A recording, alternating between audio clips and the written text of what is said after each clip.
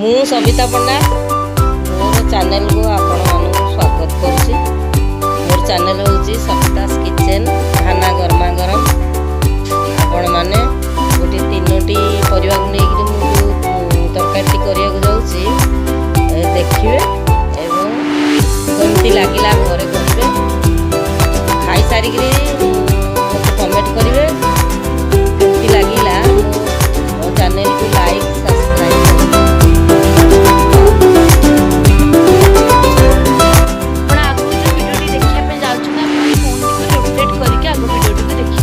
ଦେଖନ୍ତୁ ମୁଁ କିଛି ପରିବା ଏଠି ନେଇଛି, କିଛି ଟମାଟୋ ନେଇଛି, କିଛି କାଜୁ ନେଇଛି, କିଛି ଜିରା ନେଇଛି, ବାଦାମ ନେଇଛି।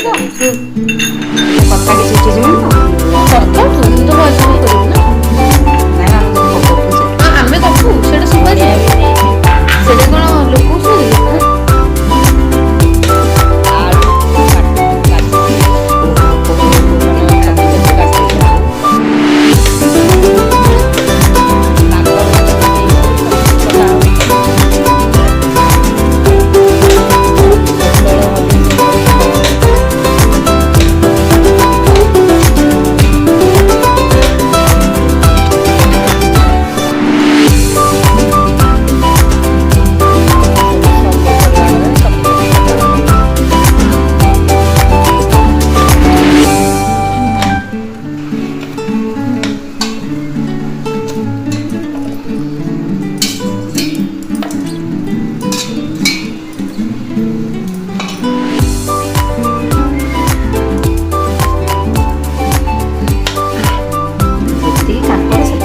କହିଦେବି ମୁଁ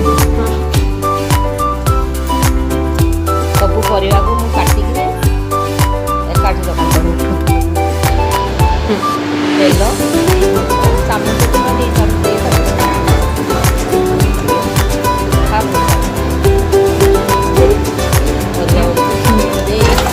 ଶୁଖିଲା ଭାଜି ଦିଆ ଟିକେ ଲାଲ ହେବା ପର୍ଯ୍ୟନ୍ତ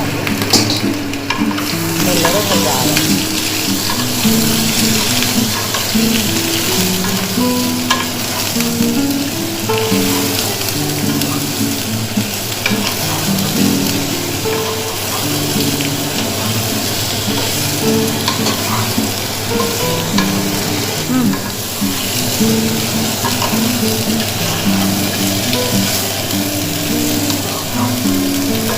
ହେଇସାରିଲା ପରେ ପୁଣି ଆଉ ଥରେ ଦେଖିବାକୁ ପଡ଼ିବ।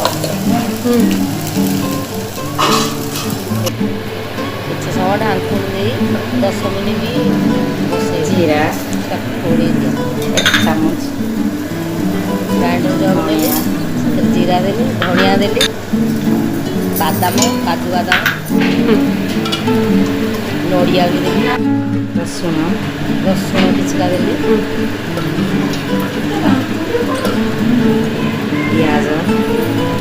ପିଆଜ 2ଟା କାଟିକି ତାକୁ ବି ଦେଲି,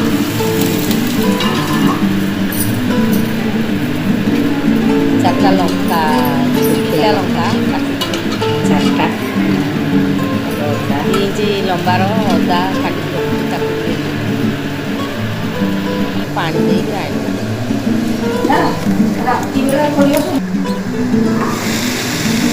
ଗୋଟେ କଡ଼େଇରେ ଯେଉଁ ବସେଇକି ପରିବା ଟିକେ ଲାଲ ହେଇ ଆସିଲାଣି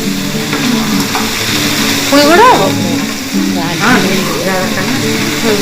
ଟିକେ ଭାଜି ଦେଇକି ବାରମ୍ବାର ଘୋଡ଼େଇ ଭାଜି ଲାଲ କରିବା। 10 ମିନିଟ୍ ପୁଣି ଛାଡ଼ି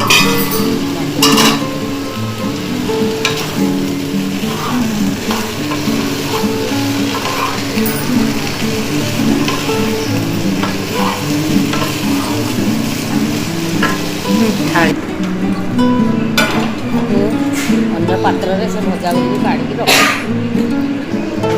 ସାଇଡ଼୍ ରଖ 2 ମିନିଟ୍ ଖଣ୍ଡେ ରଖ। ଗ୍ରାଇଣ୍ଡର ଜଗରେ ଟମାଟୋକୁ କାଟିକିରି ମୁଁ ଆଣିଲି, ସେଥିରେ କଡ଼େଇରେ ତେଲ ଗରମ କଲି ତରକାରୀ ପାଇଁ।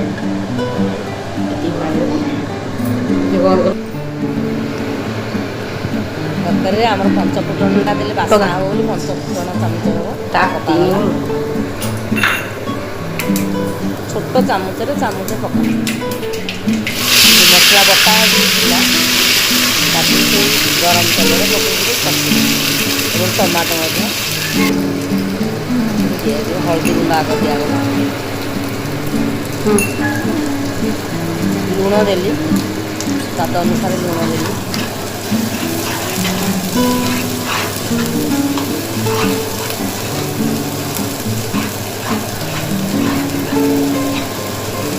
ତାକୁ ମସଲାକୁ ତେଲରୁ ଛାଡ଼ିବା ପର୍ଯ୍ୟନ୍ତ ଟିକେ କଷା,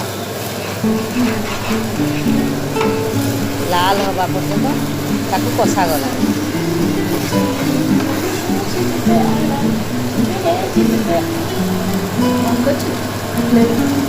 ଖାଲି ଭାଜିବା ଦରକାର, କ'ଣ ତେଲ ଛାଡ଼ିବା ଦରକାର, ଟିକେ ଭାଜିବ ଗୁହା ହବ।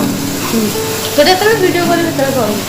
ମସଲା ଯେତେ କଷିବ ତେଲରୁ ଛାଡ଼ିଗଲେ ସେତେ ଟେଷ୍ଟ ହୁଏ ବୋଲି ପାଣି ମରିବା ପର୍ଯ୍ୟନ୍ତ ତାକୁ ସୁଖା ସୁଖା ହେବା ପର୍ଯ୍ୟନ୍ତ କଷିବାକୁ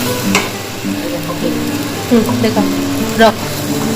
ତାପରେ ଟମାଟୋ ଯେଉଁ ବାଟିକି ରଖିଥିଲି ତାକୁ ସେଥିରେ ଦିଆଗଲା।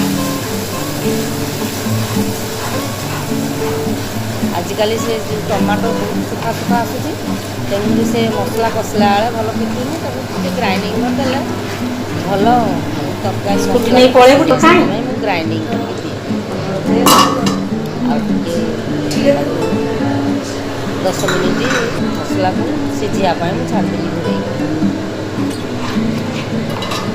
ତାପରେ ଦେଖନ୍ତୁ ମସଲା କେମିତି ଲାଲ ହେଇକିରି ରଙ୍ଗ ମାନେ ଭଲ କଷି ହେଇଗଲାଣି। ମସଲା କେମିତି କଷି ହେଇଗଲାଣି, ତା କଲର୍ ବି ଚେଞ୍ଜ ହେଇଗଲାଣି। ତେଲରୁ ମସଲା Light ଟା ଛାଡ଼ି ବଢିଆ ଛାଡ଼ି ପଡୁଛି। ଆସିଲାଣି। ତେଲ ଆଉ ମସଲା ଅଲଗା ହେଇଯିବ, ଜାଣିବ ଯେ ମସଲା ଭଲ ଭିଡ଼ିଓ ଆସୁଛି। ଆମର ମସଲା ରେଡ଼ି ହେଇ ଆସିଲାଣି।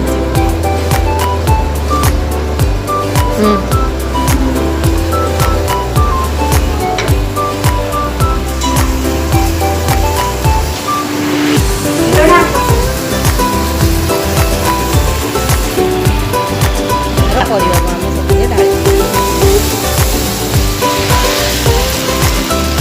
ମସଲା ଦେହରେ ପରିବାକୁ ଗୋଳେଇକି ମିଶାଇବା।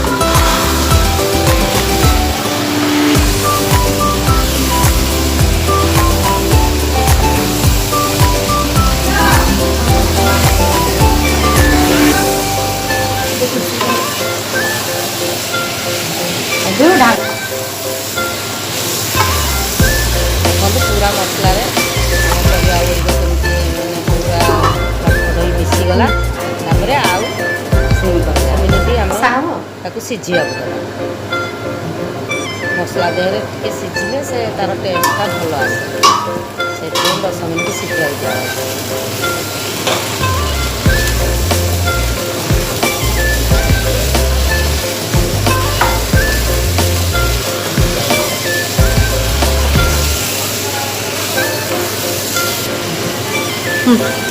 ମସଲା ପାଣି ରଖିଥିଲି, ମସଲା ପାଣି ନଷ୍ଟ ନ କରି ସେଥିରେ ଦେଲି। ଆଉ ମଧ୍ୟ ସାଇଡ଼୍ରେ ମୁଁ ପାଣି ଗରମ କରିଥିଲି। ଗରମ ପାଣି ଦେଲେ ସେଟା ଟେଷ୍ଟଟା ଆଉ ପାଣିଚିଆ ଲାଗିବନି। ଗରମ ପାଣି ଗରମ ପାଣି କରିକି ରଖିଥିଲି। ଗରମ ପାଣିଟାର ମାନେ ପରିବା ପରିମାଣ ଅନୁଯାୟୀ ମୁଁ ଗରମ ପାଣି ସେଥିରେ ଦେଇଦେଲି। ଢାଙ୍କୁଣିକି ବନ୍ଦ କରିଦେଲି। 10 ମିନିଟ୍ ସିଝିବା ପାଇଁ ଦେଲି।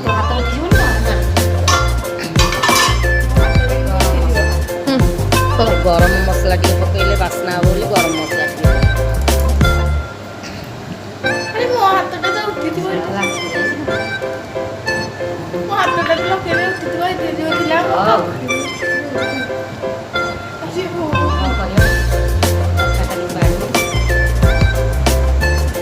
ଏଠାରେ ଦେଖନ୍ତୁ ପାଣି ପୁରା ମାନେ ସୁଖା ସୁଖା ହେଇଗଲାଣି, ଝୋଳ ମଧ୍ୟ ବହଳିଆ ହେଇଗଲାଣି, ପରିବା ସିଝି ହେଇଗଲାଣି, ତରକାରୀ ପୁରା ରେଡ଼ି ହେବା ଉପରେ।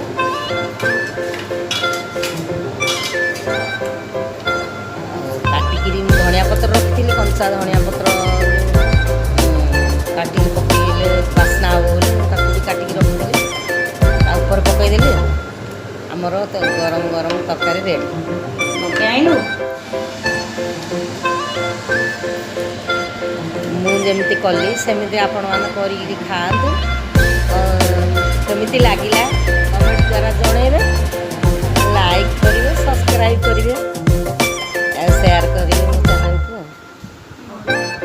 ଖାଇକିରି ମୋତେ କମେଣ୍ଟ ଦ୍ୱାରା ଜଣାଇବେ।